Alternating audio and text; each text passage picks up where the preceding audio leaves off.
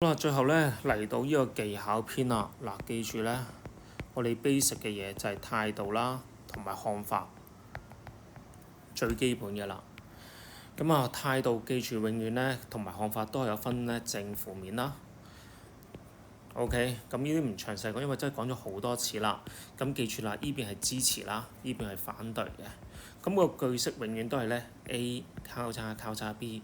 如果你能夠記到呢個句式嘅話咧，其實態度係唔會錯嘅。看法一樣，因為看法就係 A 認為 B 交叉。依個交叉一定係形容詞嚟嘅。如果形容一個國家嘅話咧，好多時嚟去都係嗰啲嘅啫。譬如邪惡正義呢啲。咁當然咧，呢度嗰個正負調轉咗啦。OK，咁第一樣嘢咧就係態度看法題啦。跟住再褪落下，我哋會考嘅係乜嘢咧？係會可能考轉變啦、變化啦，或者趨勢嘅。OK，咁咧呢啲咧係會同好多時會同數據有關嘅，同數據有關。咁我哋做習作講咗㗎啦。其實如果一講數據嘅時候咧，不外乎係上升定係下降嘅啫，上升定下降嘅啫。咁但係趨勢嘅話咧，多一樣嘢咧，就係會講多個持續啦、反覆上升下降啦，同埋記住講轉變嘅時候係會一定係由乜轉啊嘛。咁你一定係由乜轉去乜㗎啦，啱唔啱啊？由高收入轉去低，變成低收入。譬如啦，咁你一定係一個對立面嚟嘅，如果咪都唔會叫轉變啦，啱唔啱啊？好啦，但係呢啲咁嘅題目咧，亦都可以考乜嘢啊？可以考關係嘅喎，考關係嘅喎。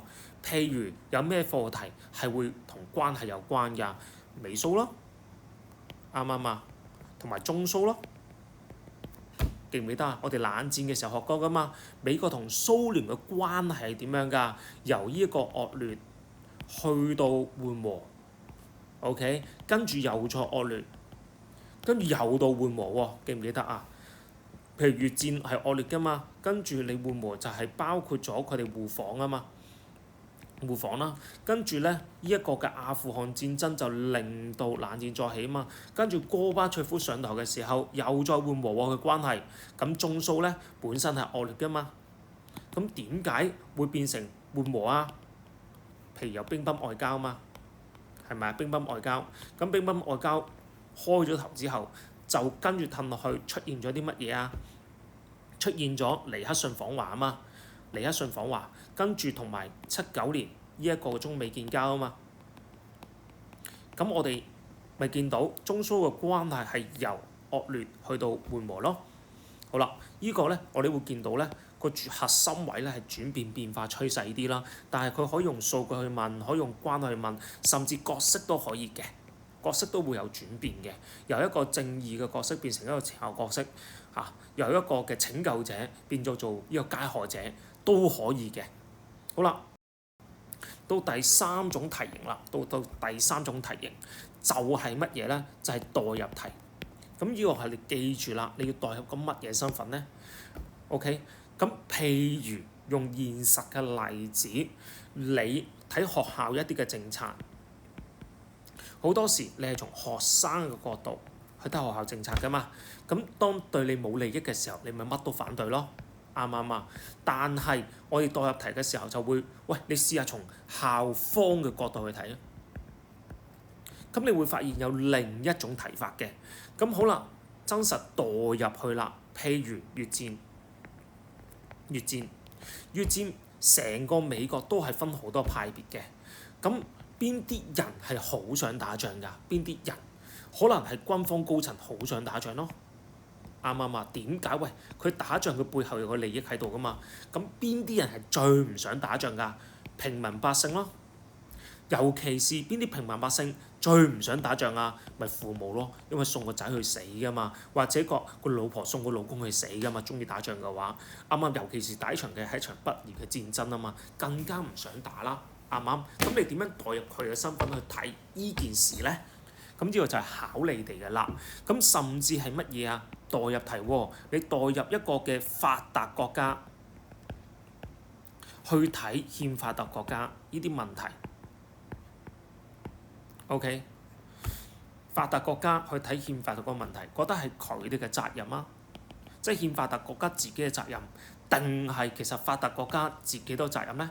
喺從呢件事上邊，究竟發達國家應唔應該幫欠發達國家呢？OK， 咁你就要代入啦。你係財團嘅，梗係唔幫啦，啱唔啱啊？資本主義講自己搞掂自己嘛。但係如果你係一個善良嘅平民百姓咧，你一個善良平民百姓，咁咪就會幫咯。所以咪出現咗無國界醫生呢一紮嘅啲 NGO 團體，即係非政府組織去幫一啲欠發達國家嘅咯。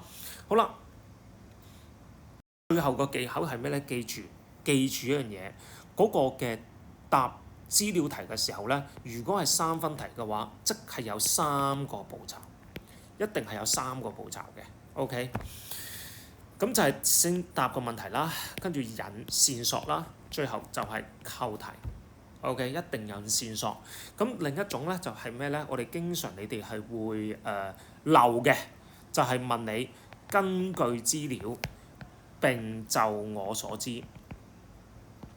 咁你哋往往譬如8分題嘅時候咧，8分題，如果係2份資料嘅話，即係2分係 A， 2分係 B， 仲有4分係就我所知嘅時候，記住啦，係有2個就我所知嘅，係有2個就我所知，亦都係我只會睇咧頭2個嘅啫。你寫10個都冇用嘅，我只會睇頭2個，每一個就我所知咧都係2分嘅。你一定要寫就我所知。第一次，跟住寫背書嘅嘢，咁跟住寫完第一個之後咧，就寫第2個就我所知，再寫。如果你只係寫1次就我所知嘅話，跟住你將成篇嘢背晒都好咧，你都只會係得2分嘅啫。再講一次，你只會得2分嘅啫。你一定要俾我見到2個就我所知嘅，咁先叫做咧有4分嘅。咁故此睇清楚條題目嘅分數啦。我要睇清楚條題目嘅分數啦，得唔得？